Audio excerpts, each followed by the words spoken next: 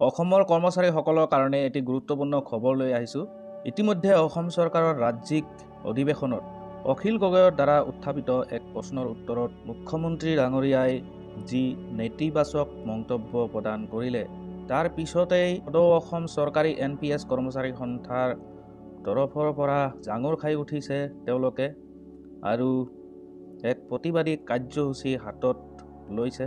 আপোনালোকে স্ক্ৰীনত দেখা পাইছে, যোৱা 5 মাৰ্চ তাৰিখে মুখ্যমন্ত্ৰী ডাঙৰীয়ালৈ এটি পত্ৰ প্ৰেৰণ কৰা হৈছিলে সদৌ অসম চৰকাৰী NPS কৰ্মচাৰী সন্থাৰ তৰফৰ পৰা, আৰু বিষয়বস্তুটো আছিল পুৰণি পেঞ্চন ব্যৱস্থা পুনৰ প্ৰতিষ্ঠা আৰু NPSৰ অধীনত অৱসৰপ্ৰাপ্ত চৰকাৰী কৰ্মচাৰী সমাজৰ অৱসৰকালীন সুবিধা প্ৰদানৰ দাবীত আন্দোলন কাৰ্যসূচী সম্পৰ্কে।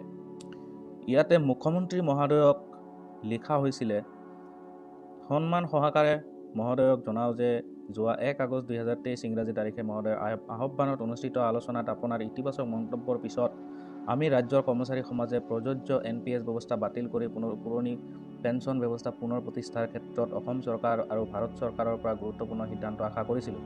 কিন্তু মহোদয়ে কোৱাৰ দৰে আজিকৈ প্ৰতি চৰকাৰৰ পৰা ইতিবাচক পদক্ষেপ নাপাই আমি অতি ব্যথিত আৰু ক্ষোভিত। শিক্ষক কৰ্মচাৰী সমাজৰ বাবে পুৰণি পেঞ্চন ব্যৱস্থা পুনৰ প্ৰতিষ্ঠা আৰু NPSৰ অধীনত অৱসৰপ্ৰাপ্ত চৰকাৰী কৰ্মচাৰী সমাজৰ অৱসৰকালীন সুবিধা প্ৰদানৰ ক্ষেত্ৰত চৰকাৰৰ স্থিতিৰ প্ৰতিবাদত আৰু পুৰণি পেঞ্চন ব্যৱস্থা পুনৰ প্ৰতিষ্ঠাৰ দাবীত অহা ইংৰাজী 12 মাৰ্চ তাৰিখে অসমৰ শিক্ষক কৰ্মচাৰী সমাজে 11 বজাৰ পৰা 1 বজালৈ অৱস্থান ধৰ্মঘট কাৰ্যসূচী পালন কৰি মহামান্য ৰাজ্যপাললৈ স্মাৰক পত্ৰ প্ৰদান কৰিব।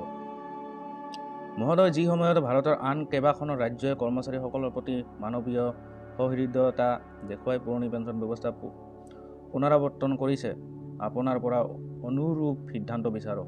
অসমত কৰ্মচাৰী সমাজৰ অৱসৰী জীৱনক সুৰক্ষিত কৰিবলৈ পুৰণি পেঞ্চন ব্যৱস্থা পুনৰ প্ৰৱৰ্তনৰ বাবে মহোদয়ৰ ব্যক্তিগত উদ্যোগ সদৌ অসম চৰকাৰী NPS কৰ্মচাৰী সন্থা তথা অসমৰ কৰ্মচাৰী সমাজে আশা কৰে। কৰ্মচাৰী সমাজৰ স্বাৰ্থত দাবীৰ প্ৰতি আপোনাৰ যোগাত্মক সঁহাৰি লাভে অসমৰ কৰ্মচাৰী সমাজ আৰু অসম চৰকাৰৰ মাজৰ সম্পৰ্কক অধিক শক্তিশালী কৰিব বুলি আমি বিশ্বাসী। সদৌ শেষত পুনৰ মহোদয়ৰ ওচৰত দাবী জনাওঁ যে NPS বাতিল কৰি পুৰণি পেঞ্চন ব্যৱস্থা পুনৰ প্ৰৱৰ্তন কৰক।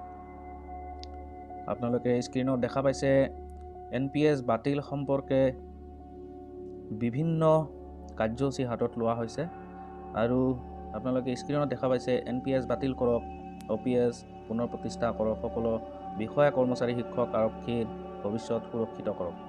শ্ৰদ্ধাৰ বিষয়া শিক্ষক কৰ্মচাৰী বন্ধু বান্ধৱীসকল, সংগ্ৰামী অভিনন্দন গ্ৰহণ কৰিব। আপোনালোকে সকলোৱে অৱগত যে NPS বিৰোধী সংগ্ৰামৰ গুৰুত্বপূৰ্ণ সময়ত চৰকাৰী পক্ষই কেইবাটাও মন্তব্য ৰাইজলৈ এৰি দিছে। দীৰ্ঘদিনৰ বাবে চাকৰি কৰিলে NPS ভাল। ৰাজ্যৰ মাত্ৰ 50,000 মান সদস্য প্ৰাদেশিকৃত শিক্ষকৰ বাহিৰে আন শিক্ষক কৰ্মচাৰীৰ বাবে NPS সদস্য নহয়। ৰাজ্যত পুৰণি পেঞ্চন পুনৰ প্ৰৱৰ্তন কৰিলে ৰাজ্য 5 বছৰৰ অৰ্থনৈতিকভাৱে থানবান হৈ পৰিব ইত্যাদি। আপোনালোক সকলোৱে জানে যে NPS ব্যৱস্থাত কৰ্মচাৰী এজনৰ দৰমহাৰ 10% আৰু চৰকাৰে 14% NSDL নামৰ সংস্থাৰ যোগেদি শ্বেয়াৰ বজাৰত বিনিয়োগ কৰে। শ্বেয়াৰ বজাৰত পোৱা লাভাংশ আৰু জমা ধনৰ সৰ্বমুঠৰ পৰা অৱসৰৰ সময়ত 60% ঘূৰাই দি বাকী 40% ধন পুনৰ শ্বেয়াৰ বজাৰত বিনিয়োগ কৰি তাৰ পৰা পোৱা লাভাংশক মাহিলী পেঞ্চন আকাৰে দিয়ে।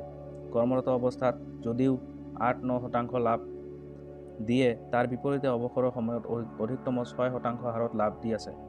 অৰ্থাৎ এজন ব্যক্তিয়ে মাহিলী 5,000 টকাকৈ পাব লাগিলে তেওঁৰ NPSৰ মূল আৰু লাভ মিলি হ'ব লাগিব 25 লাখ টকা। 10,000 টকাকৈ আহিলে 50 লাখ টকা আৰু 15,000 টকাকৈ লাভ পাব লাগিলে 75 লাখ টকা জমা হ'ব লাগিব। 30 বছৰ চাকৰি কৰিলে তৃতীয় বৰ্গৰ কৰ্মচাৰীৰ বাবে হয় 75 লাখ মুঠ জমা হ'ব পাৰে। আজিৰ তাৰিখত এজন চতুৰ্থ বৰ্গৰ কৰ্মচাৰীয়ে পুৰণি পেঞ্চন ব্যৱস্থাৰ অৱসৰ গ্ৰহণ কৰিলে 25,000তকৈ বেছি মাহিলী পেঞ্চন পায়। গতিকে দীঘলীয়া সময়ৰ বাবে NPS OPSৰ সমকক্ষ হ'ব পাৰে বুলি কোৱা কথাটি মানিব পৰা বিধৰ নে? এই ক্ষেত্ৰত হয়তো এটা পদ্ধতি চৰকাৰে অৱলম্বন কৰিব পাৰে, সেইটো হৈছে PFRD এক্টৰ 12 যি ধাৰাৰে পুৰণি পেঞ্চন ব্যৱস্থাৰ আওতাত পৰা শিক্ষক কৰ্মচাৰীসকলৰ ক্ষেত্ৰত আগন্তুক সময়ত মৰগীয়া বানজ বন্ধ কৰা বা নতুন দৰমহা সংশোধনীৰ আওতাৰ বাহিৰত ৰখা। স্পষ্টত শিক্ষক কৰ্মচাৰীসকলৰ প্ৰতি চৰকাৰৰ কিমান সদ্ভাৱ আছে বুজাত টান নহ'ব। আনহাতে 30 বছৰ পিছত মাহিলী 15,000 টকাকৈ পেঞ্চনৰ নামত ধন পালে আপুনি চলিব পাৰিবনে? সেই সময়ত চাউল, দাইল, গেছ ইত্যাদি নিত্য ব্যৱহাৰ্য বস্তু কিনিব পাৰিব জানো?